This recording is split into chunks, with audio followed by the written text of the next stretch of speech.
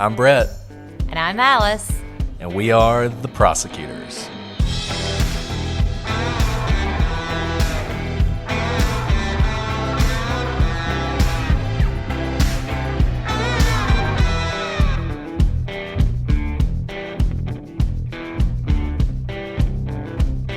Today on the prosecutors, we follow up on our previous episodes, answer your questions, and read your emails.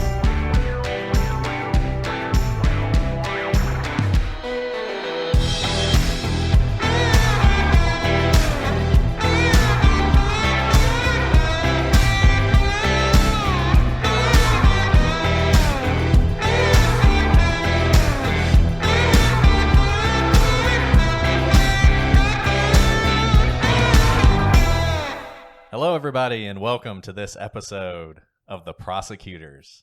This is a weird one because Alice is sitting right next to me, and I don't know what to do. This is so awesome and bizarre and feels like we shouldn't be sitting in the same room. What's going to be weird is when the audio is terrible, and it turns out it's actually better when or we're not that, in the same room. Or that our banter or rapport is worse when we're Right. in the same room. Exactly. Well, I didn't introduce you today, Alice. So here's my co-host, the irreplaceable, remarkable Alice. Thanks, Brett. I really am excited to be here. It's been a long time coming to sit in the same room. I know. It's amazing. So today we're going to do some follow-ups. We just finished with Ray Rivera yesterday. I hope you guys enjoyed that. We've already started to get a few emails about that. We'll follow up on Ray Rivera, though, later. So plenty of time to get your Ray Rivera thoughts, comments, criticisms in. And if you want to do that, you can get us at ProsecutorsPod, Twitter, Facebook, and Instagram, prosecutorspod@gmail.com and prosecutorspodcast.com. And, as evidenced by this very show, we will respond to what you say. And we will also read your emails live and in person, and in this case, together. So exciting. And don't worry, we've asked all the people who sent us emails whether we can read it. So Right. You can pour out your hearts to us in confidence if that's what you want. Right.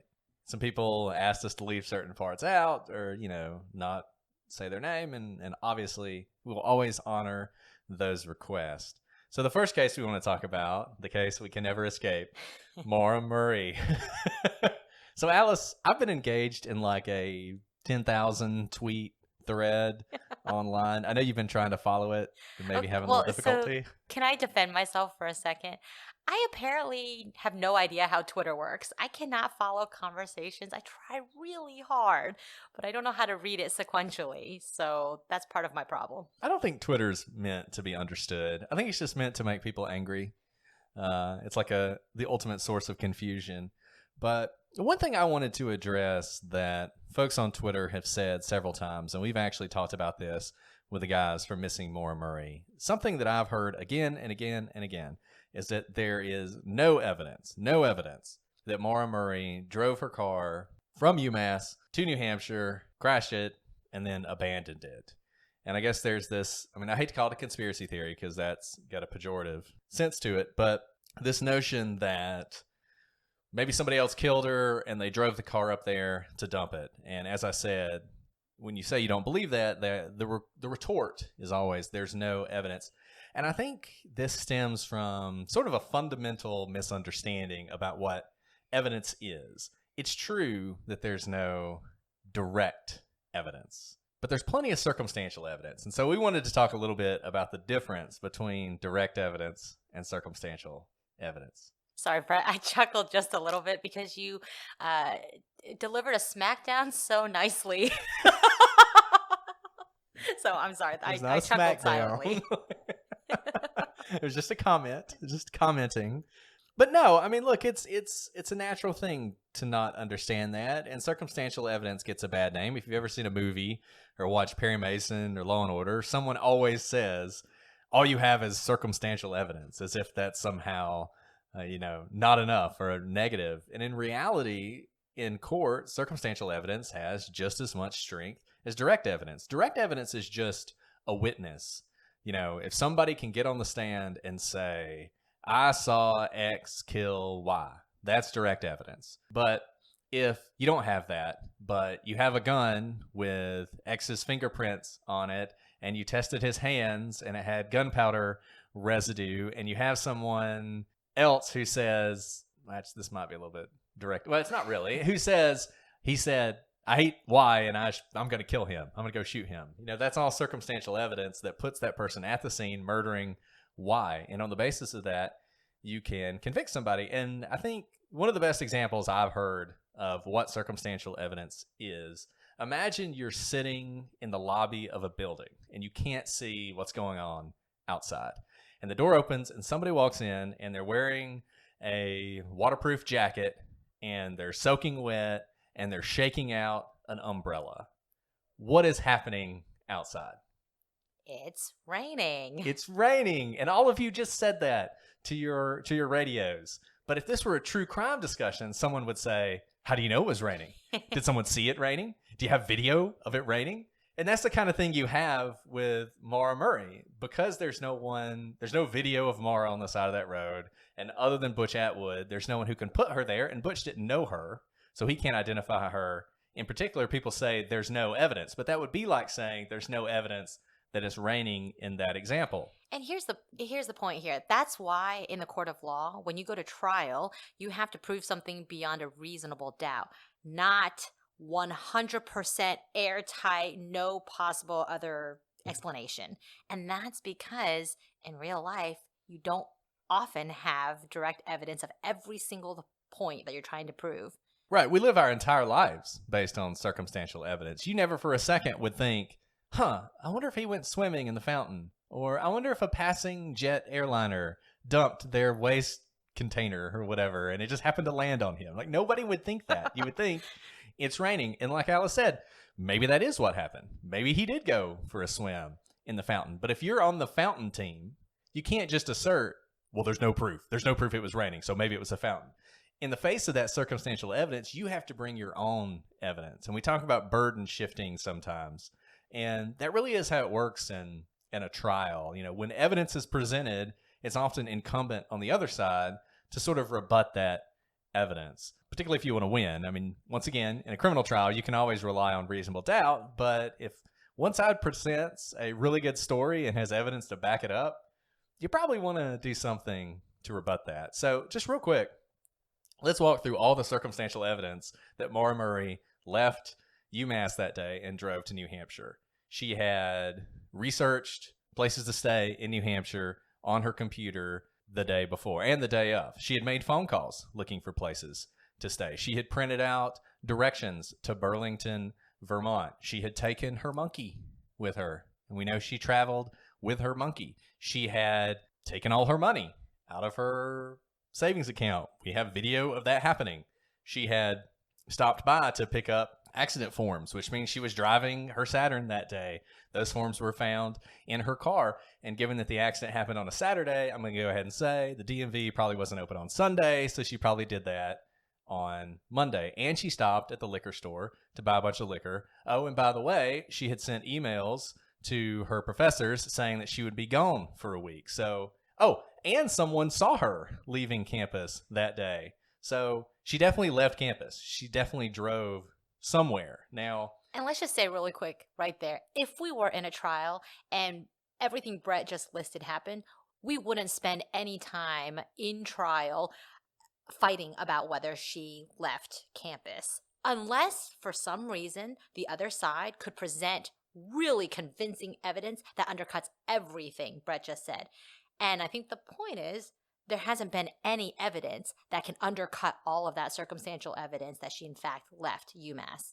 Now, if you want to say that at some point along the drive she was intercepted by someone, that's a little bit more believable. But you still have some circumstantial evidence that she was on the side of the road that day.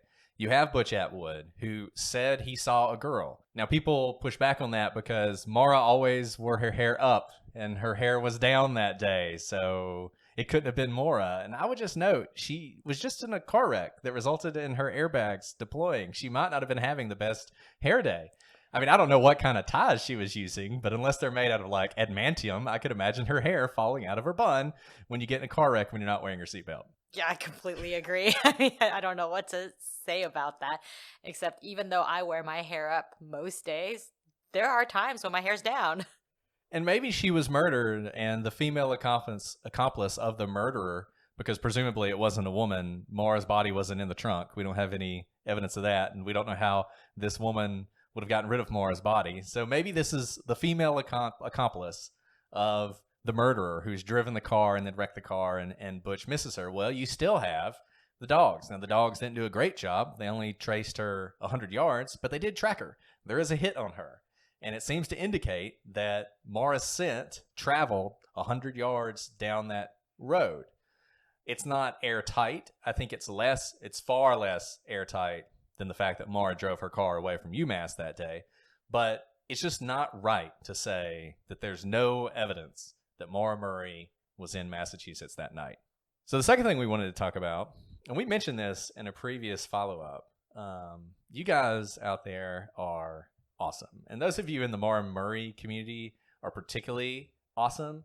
And one of you went so far as to purchase a Saturn emblem and have it delivered to your house, and then smashed it all up to see whether or not our theory that the paint chip on Patrick Vassy could have come from that emblem. And you may recall, we had speculated that Patrick Vassy may have been hit by Maura's Saturn, and people had said that the paint chip found on Patrick indicated that it wasn't her Saturn because her Saturn was black, and the color of the paint chip was metallic silver, red, and white.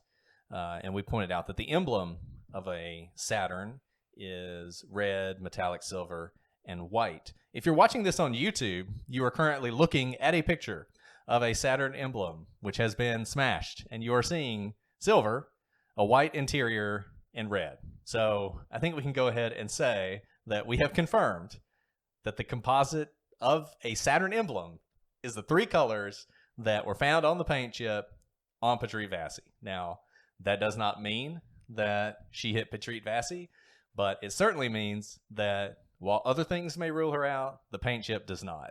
And that's a really fine point that Brett just made. Maybe it's too lawyerly of a point, but all along we have said that the Patrick Vassy incident is possible, but not even likely. What we're saying here is that in the past, people have looked at the paint chip as evidence that there's no way Maura could have been involved. And all we're saying here is you can't rely on the paint chip to rule her out. Doesn't necessarily say that she did it. But that distinction is very important in court. So I just want to clarify that for anyone says, oh, you guys are crazy. There's no way Patrick Vassy is involved in Maura's case. So I think that's all we have on Maura Murray. Do you have anything else you want to add? Famous last words. Yeah. I'm pretty sure there will be more. Today, we're going to move on to other reader feedback. And we love you, Maura Murray, guys. I mean, y'all have been fantastic. And so many of you started with Maura Murray and have listened to our other episodes and have stuck with us. And we really appreciate that. And we're always happy to hear any thoughts you have on that case or any other case. But moving all the way back to Elisa Lamb, which is the very first case that we ever covered, we received a great email. We had said that if there was anybody who had dealt with these kinds of mental issues, we had experienced it in our work, but we'd never experienced it personally and can't really understand what it's like. And we did have somebody who wrote us a lengthy email about that. And so I am going to, unless, do you want to read it? Sure. Alice is going to read it to you. They did ask to be anonymous, and obviously we are going to honor that. Yes. So thank you to this reader for writing in and sharing their experience. This person writes, "Hey there, I just started listening to your podcast and am already a huge fan. Thank you so much. I wanted to reach out to y'all and share my thoughts on the Elisa Lamb case. In the second episode, Brett asked if there was anyone who has bipolar disorder who is willing to reach out and give their perspective on Elisa's behavior, specifically her actions in the elevator. I realized that that episode was a while ago, but I still want to share my thoughts if that's okay. You guys briefly mentioned the elevator game when talking about Elisa's bizarre demeanor on the security footage. I understand why you didn't spend much time reflecting on that as a possibility for why she died, because you are producing a crime podcast, not a paranormal horror podcast. However, I want to offer my thoughts on how the elevator game may indeed have caused some of her behavior. I have bipolar disorder type 1 with psychotic features, and my analysis is based on my experience with that. When I first heard about this case on another podcast, the elevator game was discussed in detail. One aspect of bipolar disorder, as I experience it, is that I am more open-minded and creative than other people, particularly when I'm manic. I'm more willing to believe things that are out there or abnormal. The validity of the elevator game is neither here nor there, but I certainly am interested in that realm and would probably be more likely to attempt to play it than neurotypical people. I personally believe that Elisa may have been trying to play the game, which would explain her bizarre behavior on the security footage. I'm not trying to say that that's why she died.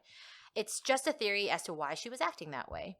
Given the fact that she was not taking her meds correctly, she may have tried to play the game and experienced some psychosis or confusion. I'm sorry for the long message. I just wanted to offer my thoughts. Thank you both for discussing Elisa and bipolar disorder with compassion and without judgment or blame. That dignified position toward mental illness is not very common these days. So thank you so much to that reader, or to that listener, for that very thoughtful explanation from his or her perspective of bipolar disorder. And, we discussed this during the Elisa episodes, but we really did think that Elisa was acting in a childlike, playful manner. And if she were playing this game, I think it would comport with some sort of game that she thinks she's playing, rather than something more malicious. Yes, I think that fits perfectly with what we thought had happened. And thank you so much to this listener for writing us. And don't ever apologize about writing a long message. We love hearing from you guys, and your insights are so great. We are prosecutors, we are lawyers. Most of the stuff we do, it's not us doing all the work. It's the witnesses, right? I mean, that's who people want to hear from. They don't actually care about our opinion. And so in a lot of these cases, if we have folks who have information, we want to get that out as much as possible. And also thank you for the comments about how we handled mental illness, because we did want to do that without judgment and with compassion. And we've mentioned this before, and Elisa's case is not the last case we'll deal with where mental illness probably played a role.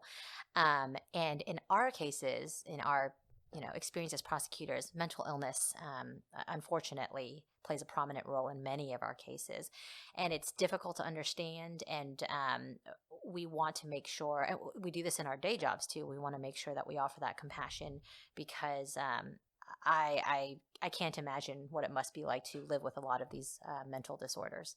So the next case we have some comments on are Aunt Diane, and a couple people suggested some stuff related to kind of the mystery of what all was going on in that case. We talked about, and Alice talked about, how hard it would be to hide smoking marijuana from your kids in the car. One person suggested that she could have eaten an edible, and that's how the THC got in her body. I think that's possible. I would think that would have shown up in her stomach contents during the autopsy, but maybe not. My big question would be, I know, marijuana is basically legal now, so you can get edibles everywhere, but were edibles readily available in the New York area at that time? I don't know. And also she was camping, so she wouldn't have had an oven to bake like a brownie. And so she'd probably have to bring it with her. And I do have to note, one person, one listener had said, like, do little kids really know what a blunt looks like? I don't know about y'all, but my toddler picks up on everything. And if I had a smoking thing, like something that had smoke coming out of it, oh my gosh, there would be nonstop questions about what's that? Why is it red? Is it fire? So maybe they wouldn't have noticed it in terms of knowing that it was a blunt, but I do think kids would notice. And one of the nieces was 7, and so I just put that out there, that I don't know about you guys, but my toddler will ask questions as long as the day is long. Now, one thing I don't know is, did she smoke cigarettes? If she smoked cigarettes, then maybe they were used to that and it wasn't that big a deal. Somebody else said that when she stopped on the side of the road, she was probably smoking when she was outside the van and concealing it by bending over, and they suggested that they knew that from experience. So that was another possibility. It is a mystery to me, because just what Alice said, I think kids would pick up on that. So we have another email. This is from... Wait, I'm really excited about this. Can I just say, this person just takes the cake because they had the best signature I've seen. So Brett, Who is this next letter from? Yeah, and pay attention out there. This is from number one prosecutee. I love it. I love it. I love it. I love it. Somebody make shirts. Thank you, number one prosecutee. Yes, thank you. Number one prosecutee. And this person writes, thanks for your great episode on Aunt Diane. I'd watched the documentary a while ago, but didn't think I realized how much THC she had in her system, or that it was apparently so recent. So here's my theory. I think the mixing of the two has a lot to do with it. Even if she regularly had one for the road, surely she wasn't smoking in the car before.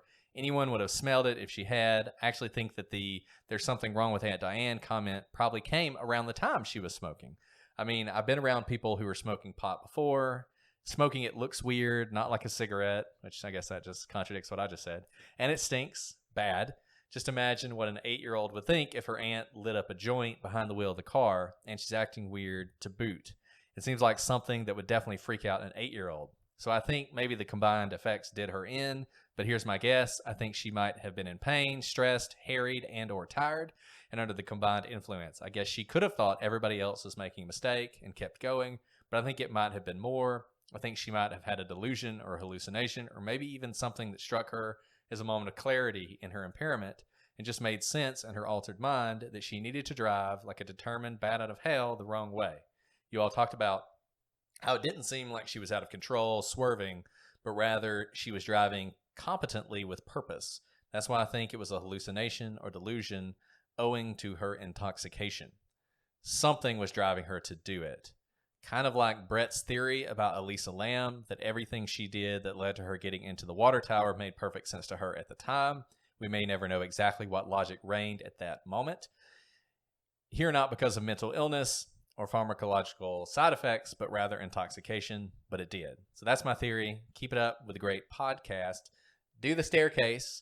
Can't wait to hear what you have to say about those jokers at the trial. Who is she referring to? I don't know who she's referring to. We crack ourselves up way too much. Oh, we do. But I just got to tell you, number one prosecutee, you're the going to be best. excited about next week's episodes. All right. Yeah, I'm excited about next week's episode. Who else might be? Who might we be covering that day? Anyways, sorry. Never apologize for a fantastic pun. I know you love puns. Prosecutee. That's the best pun of all time. That's amazing. Oh, gosh. Sorry. No. That I think, I like that theory a lot. I think it jives with kind of what we discussed in the episode. And, yeah, especially the comment about lighting up the blunt at the same time that the niece is making the comments, there's something wrong with Aunt Diane, makes a lot of sense, too. Right. Maybe she may not know what exactly is wrong, but she hasn't seen something like a blunt being lit up in the car. And that goes along with what you were just saying, so I think that does make a lot of sense. I'm right sometimes, Brett. Do you want to read from Michelle, our prosecutor from New York? All right. So what is really fun, I will say, is hearing from other prosecutors and other attorneys. So thank you all, attorneys out there who have been listening to us and sending us really encouraging emails. We'd like to read one from Michelle, who is a prosecutor from New York. She writes, on a more serious note, this was something I learned from my former unit chief of vehicular crimes in the city that has always stuck with me, and I love sharing it. He got us into the practice of saying collision in place of accident, whether it be in conversation with him, in court, in motion papers, in plea memos, etc. The term accident implies no fault. So he trained us to say collision to describe a wreck because it was a more neutral term that lent itself to an understanding that further investigation was needed. I'll stop there for a second. I think that's a great point. That is a great point. Yeah, thank you, Michelle, for pointing out how terms can really affect people's thinking of a situation. The Schuler collision occurred in an area that my boyfriend and I are familiar with, from driving upstate to go hiking. There was another case similar yet very different than this that occurred on Long Island on July 2nd, 2005. Martin Hedgen had been drinking all day. He left a friend's party at 2 a.m. without anyone noticing, got into his car, and eventually made his way to the Meadowbrook Parkway, driving the wrong direction on the 3-lane curvy parkway until he collided with a limo carrying a family returning from a wedding reception. The driver and a 7-year-old flower girl were killed on impact. The remaining adults in the limo were seriously injured. The issue on appeal was whether the defendant was too intoxicated to affirm the proper mens rea is state of mind, to sustain a verdict of murder in the second under a depraved indifference theory. This argument was hotly debated in New York at the time, as the 4 different appellate divisions in the state were at odds over what constituted depraved indifference under New York law. The Hedgen case, along with the 2 other cases heard on appeal, finally appeared to put that argument to rest when the Court of Appeals, which is the highest court in New York, upheld the verdict and the lower court's ruling that Hedgen had indeed been able to formulate the culpable mental state to continue driving on the parkway. This piece of evidence was the clincher. The limo he crashed into it had a camera, which showed that moments before the crash, as Stanley, the driver, tried to move the limo out of the path of Hedgen's car, one could see the headlights of the car staying with the limo and moving with the limo, keeping the limo in its path. Additionally, other witnesses testified that Hedgen was driving approximately 70 to 80 miles per hour. He never hit the brakes and never slowed down during his wrong-way drive. Also, his BAC was .28, taken from a blood draw after he was transported to the hospital. His friends who saw him at the party said he didn't seem that intoxicated, though. This caused so much uproar on Long Island, where your primary way of getting around is by car, and the island has seen its fair share of drunk driving collisions and arrests. Hedgen is still incarcerated, and in my opinion, rightfully so. And then she links to the decision that we just discussed. And we'll put that decision on the internet, and you guys can debate in the comments why the Supreme Court of New York is not called the Supreme Court of New York, but the Supreme Court of New York is actually an inferior court to the Court of Appeals. It's just to confuse us. And they're not the only state that does this, by the way. So Michelle goes on to say, lastly, I wanted to touch on something that Alice said near the end of the episode. Being a female prosecutor in what is still considered a male-dominated profession is still a challenge, even in 2020. Even at my last job where the male-female ratio was almost equal in numbers, there's still this old-fashioned sexism that runs through the bar where certain older male attorneys think that it's okay to call me sweetie, honey, or by my first name. Parentheses, we're not friends, and you can call me an ADA. Take papers off my table in court without asking, or try to bully me into plea deals or other nonsense. Unfortunately for the bullies, I spent 10 plus years working in the city, spending time in police precincts and detective squads, and I do not have time for bullshit. It happens less often since I left New York City for a job at the Suffolk District Attorney's Office on Long Island. If you've ever heard of, is it Gilgo? Gilgo Beach. Gilgo Beach, then you know my jurisdiction. But still, I feel that pressure to work harder and be better than some of my older male counterparts, or at least have my guard up. That being said, I work on long-term financial investigations and money laundering cases now, so my time is spent more in my office and working with my chief than in court. And I am so fortunate to be working for an amazing group of attorneys in Suffolk County. Michelle, thank you for writing about so much of your experience with this Diane Schuler case, and also your ending comment about some of the sexism that we still see in the prosecutor world. And thank you for sharing your experience. Maybe someone else out there and they're going through the same thing, and your encouragement is what they needed to hear today. And I have to say, Michelle, your experience is consistent with mine. I don't go looking for sexism, but certainly I've been called sweetie in court. I've never heard a male prosecutor be called a sweetie. Although I'm now going to call Brett a prosecutie, so there's that. Yeah, so thank you for sharing your experience. And Michelle, if we ever do the Long Island serial killer, we'll have to have you on. That may be a violation of your confidentiality agreements with your office, but everybody's going to want to know if you have any information on what was going on Gilgo Beach back when that killer was active. But yeah, thank you. And we actually have another email from Michelle later on that we'll talk about. I love your thoughts, Michelle, by the way. So thank you. Yeah, Michelle's awesome. She is. Yeah, probably way better prosecutor than we are. Probably. Don't tell her. Don't tell her office. I'll cut that out. Brian Shaffer. So one person doesn't like that we always consider aliens at the beginning of our missing person cases. I think they felt like maybe we were trivializing these disappearances and these tragedies, and I totally understand that. I just got to say, we get depressed in these cases. I don't know if y'all noticed, by the end of some of these, we're like really kind of Eeyoring through. So we gotta kind of interject a little bit of humor. I mean, this is not a comedy true crime podcast. I always think it's weird that they're a comedy true crime podcast, though they're great. A lot of people really love those. But just interjecting a little humor. Also, not only the humor part. I think partly the reason we bring up UFOs and aliens is when we're saying, like, we have no idea what happened. Anything could happen. And that's just kind of a placeholder for the absolute unknown to us. And so we're not trying to trivialize these cases because, we do spend a lot of time researching these cases and talking about these cases before we ever record. And, these are real people to us, just as they are, in fact, real people, real lives are involved. So if you think that we're trivializing, we apologize, but that is not our intent whatsoever. So Jenny Danielle, who is a private investigator, and she's an awesome private investigator based on the information she's already dug up on some of our cases. So if you guys need a private investigator, she's available on Twitter. So She's check her your out. PI. So she, after hearing our episodes, looked into some stuff on Brian Shaffer, particularly on the phone ping. And I'm just going to read you the information that she sent us. So she says, Brett, this is such good information. I know, it's amazing. And I just want to return to this. I told somebody on the Maura Murray Reddit that if there were people following the Brian Shaffer case the way they follow Maura Murray, there would be like a full diagram of the bar with every exit marked and every camera with like paragraph long description of exactly what that camera saw that night. And we don't have that in Brian Shaffer. And so it's really great to have Jenny kind of pull some of this information. So she says, on the phone ping, couple things. Number one, it didn't just ring the one time. It rang several times for both Alexis and others. It rang from 11:30 p.m. on Friday night to Saturday morning.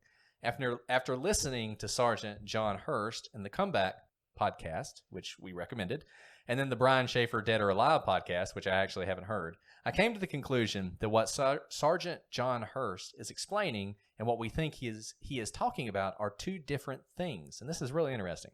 How he describes pinging the phone lines, or the phone, lines up with how law enforcement would do a real-time ping on a phone. I think technically on a phone without GPS, it would be called call triangulating, but it's the same thing essentially. A real-time ping can be sent out by law enforcement or the carrier in exigent circumstances like a missing person case. The laws are much more strict on this now than they were back in 2006, and that's definitely true. So Alexis calling law enforcement to say the phone is ringing and multiple people heard the phone ring would most likely trigger either law enforcement to get permission from Singular to do the pings/triangulation or just do it on their own. So maybe after Alexis triggers the pings, law enforcement tries, and it only captures cell tower locations 1 or 2 times because the phone has been switched back off. This is completely different from obtaining the location information from a CDR, call detail record. A CDR will list all of the tower locations that a phone finds and uses each time a call/text message is sent or received on a phone. So, since they only were able to get the 1 or 2 pings, it leads me to believe law enforcement is talking about actually what happened when they or the carrier sent out the signal trying to triangulate the phone or locate one tower. Because Brian's phone had no GPS, they would just be locating towers or trying to triangulate, rather than the location of the towers that were located each time the phone rang that weekend. And obviously that's really interesting because, once again, if law enforcement was able to ping his phone, it makes you think. It was on. It had battery. It had battery. Someone had to turn it on because they weren't able to do it before, and then it was turned off. And those typically don't happen by themselves. Or if a phone was charged and then ran out of battery, probably wouldn't run out that quickly. The thing I kind of wondered, and we talked a little bit about this at the time, but let's say, we talked about water. Let's say the cell phone had been in water and dropped the cell phone in water, it stops working, and at some point the cell phone washes up on the shore somewhere and dries out. If maybe when it dried out, it temporarily went back to being active again until the battery ran out or something like that. Have you ever dropped your phone or any electronic in water? I mean, I have. Especially if it's submerged. You put it in the rice and it gets the moisture out. But it's typically not when it's been submerged in water for months, or That's even true. The only time the rice trick has worked for me is I'm trying to think. I think I dropped it in the sink and it was not submerged. It like hit water on the majority of the phone, and I quickly turned it off so it wouldn't short, stuck it in a bag of rice to dry it out, and kept it there for like a week, and then turned it back on and it did not work. So it was not submerged in, say, like a lake. It can work in some instances, but it's hard to believe that it can be underwater for potentially months and then dry out on its own and have enough battery life to turn on to ping. So my last Samsung phone, which has a guarantee that it's like water resistant or whatever. So not being paid by Samsung, but I actually had it in my pocket when I went into the pool. I like walked into the pool with my phone. And did it work still? And then I realized at some point, like, shoot, my phone's in my pocket, and I pulled it out and it worked. It was on and everything. Wow. It was still on.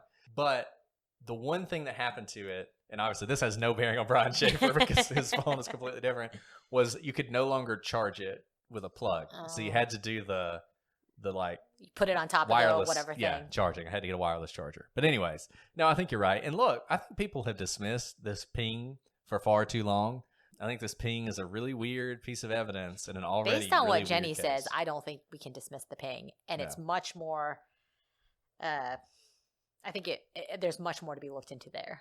And I think one of the sort of amazing things about this case, this is the only case where nobody's like yelled at us for the conclusions we reached because nobody has any idea.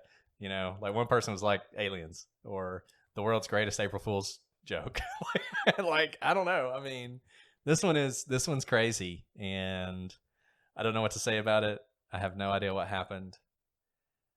It's just a complete mystery. Every time I think I might know the answer, I'm thrown for a loop, and it's like one of the most frustrating cases to think about. It's like banging your head on a wall. Yeah, and I just believe, and I'll always believe, that some piece of information, common knowledge out there is wrong. And I just wish I knew which piece of information that was. But hopefully one day we'll find out what happened to Brian Shaffer. And Michelle has an email about Brian, so do you want to read Michelle's Yeah, sure. I'll email read about at least Brian? half of it because, Michelle, you just have some wonderful thoughts on this. So she writes about the Brian episode. Excellent episode on Brian's story. As soon as you guys said back room, I immediately thought of Twin Peaks, The Black Lodge, which Dr. Shiloh of LA Not So Confidential podcast and Lance from Missing Maura Murray and I are obsessed with. But I never thought of Alice's theory, parentheses, trapped in the wall, until she brought it up on the episode, and I found it fascinating. Broadly speaking, I don't think Brian is alive, and I don't think he was murdered. I believe his disappearance was the product of a series of unfortunate events. One thought I have had when listening or reading about this case, there is a lot of emphasis on Brian not being seen on the surveillance cameras. What if he didn't walk out on his own, but it was instead concealed in something, like a container and removed from the bar at another time, i.e. a portion of the video where the police or the rest of us pondering this case would not have thought to concentrate on? Here's an example. 19-year-old Kenya Mwangi Sounds good to me. went missing on April 1st, 2011, after a night of drinking and dancing at a club in downtown Denver, Colorado. 31-year-old Travis Forbes, a local entrepreneur who specializes in baking all-natural granola bars, gave her, that's awesome, very Denver, gave her a ride home. So he said. Turns out, Forbes murdered Kenya in his van. He was renting a space at a local bakery to make his granola bars. The night Kenya vanishes, he unplugged one of the video cameras that was trained on the freezer. He failed, however, to realize that there was another camera in the room, and police retreated to the site of Forbes pushing a cooler into the freezer that night, then removing it the following day and burying Kenya's body in a field that he eventually led police to when he was arrested. This is all to say that what if Brian met some accidental fate inside the bar and was discovered by an employee or employees after closing time or the next morning, was placed into a cooler or receptacle large enough to hold his body and carted out of the bar at a time where the sight of employees moving something out of the bar would not catch the eye of someone watching the surveillance video. Gonna stop there for a second and discuss that? Sure. I mean, look, I'm open to any possibilities in this case. To think, my one problem with this is the employees, if they had nothing to do with the death, why put yourself at criminal, in fear of criminal prosecution for like hiding it? It just, obviously if you're hiding a body or disposing of a body, even if you had nothing to do with the death, is a crime. It would almost have to be like the owner, right? And I'm not accusing the owner of killing Yeah. Brian, but if you're just making up a scenario where, I mean, we know the Ugly Tuna closed at some point. I think it's now under new ownership. The margins at bars are small. Probably can't afford a wrongful death lawsuit if you're the owner of a bar. So I'd almost think it would have to be somebody that had some sort of vested interest like that, or like Alice said, actually murdered him. But like I said, I'm open to anything. I would think that the police would have looked for that kind of thing in the days following video of someone taking out a container large enough to house a body. We know that they looked at video of the band for that very reason, because they wanted to make sure they didn't take him out in the drum kit or something like that. I don't know. I don't know. I know I've already said I don't know, but I don't know. Yeah. And, while we're on this email, I wanted to correct something. I went back and looked at it after the podcast came out. The New Haven case that I was talking about, the girl who was put into the medical school walls, her name is Annie Lay, if you guys are interested in reading more about it. And I think on the podcast I said that it was a long time later that they found her body. And at the time, I really did think it was almost a semester. I went back and looked at the facts, and she was discovered 4 days later. And the reason I bring this up is when you are living this trauma and this drama, it does feel like a lifetime. And I remember those 4 days feeling like it was the entire semester, and I almost can't believe that it was only 4 days. And this actually goes back to something that Brett and I have talked about a lot in past episodes. Memory is really faulty. Even if it's your personal experience, it is faulty, and it's really difficult to rely on memories, eyewitness testimony, and you just got an experience of that from me. I think I'm a pretty educated person, and I lived through that particular experience, and I thought it was months, not 4 days. Right, and that's why I think people are beginning to realize this more and more. If you do have an eyewitness or whatever, you really need some kind of other evidence to back it up. Hey, imagine that. Direct evidence might not be your best evidence, Brett. It's crazy. It's crazy that maybe... Are you saying you might need circumstantial evidence to corroborate your direct evidence? Well, it's like, all the people on the Butch Atwood thing, and Butch Atwood, did he see Maura? Butch Atwood says Maura was wearing a jacket. He remembers her wearing a dark jacket, but on the ATM footage, she's wearing a light jacket. So some people are like, see, it was a different person because different colored jacket. I mean, I couldn't tell you what I wore yesterday. I couldn't tell you what my wife is wearing right now. So you better hope she doesn't go missing and you have to describe her to the police. Exactly. But I only brought that up because I think that I'm above that kind of misremembering of things. And I was just shocked myself at how off I was. Yeah. And then I love the next part of Michelle. Yeah, why don't you read the email? Because I feel the same way about this. She says, now for the asshole elephant in the room, the smiley face killer. It pains me that this disgusting predatory theory came out of my home state and city where I used to work. It's not real, and frankly, it makes me so effing angry, censored that for the kids, that it even exists, because it gives families of the missing and deceased this false hope that something other than an accident, nature, or fate led to the deaths or disappearances of their loved ones. It's cruel and predatory and not real, and I despise it with every bone in my being. Those are some very strong feelings, Michelle, on the smiley face killer. I agree. I think the smiley face killer is a ridiculous theory. We kind of touched on that a little bit. And it's even worse than what Michelle says, because sometimes these people actually were murdered, but it takes investigation off potential murderers to this imaginary cult of killers who love smiley faces. Yeah, no, thank you for sharing that commentary, Michelle, and I agree. So that's all we have from you guys this time. Keep sending us those emails, comments, questions, tweets, things on YouTube. You guys are fantastic. We've gotten so much from you guys. I mean, we could just read YouTube comments all day long, or I could just read the entirety of that Twitter thread, Alice, and then you would know. And then I would know what's going on happening. But yeah, and I will say one thing about that Twitter thread. I think it's a really good example of how, if people can come together on these cases with, goodwill and working together and keeping an open mind, I do think we can make some headway. And I think the vast majority of people on that thread, that's exactly how they're approaching it. So I am enjoying it, and I will continue to be active on that. So I think that's all we have for today. Alice, do you have anything else? No, thank you guys for writing. We truly love reading your thoughts because we don't think that we have all the answers at all. Yeah, and these follow-up episodes are so easy because we just read what you say. So requires absolutely no preparation whatsoever on our part. So keep it up. But that's it for today. Next week we will have a new case. Please keep listening. Yes. But I think you're all going to enjoy it. It's got everything you want. It's got some of the best outtakes I think exist yes. in life. You Amazing should tune in outtakes. just for the outtakes. Make sure you listen to the entire episode. There's 4 of them, so all 4 of them. And I keep reading people online saying that they wish we talked more about the law. It's crazy. I don't understand you people. You guys are awesome and a little strange. Yeah, a little strange, but we load you up. These next 4 episodes, man, you will be a lawyer. It is treatise. You can try your own criminal case after these next episodes. Yeah. But we'll see you then. But until then, I'm Brett. And I'm Alice. And we are the prosecutors.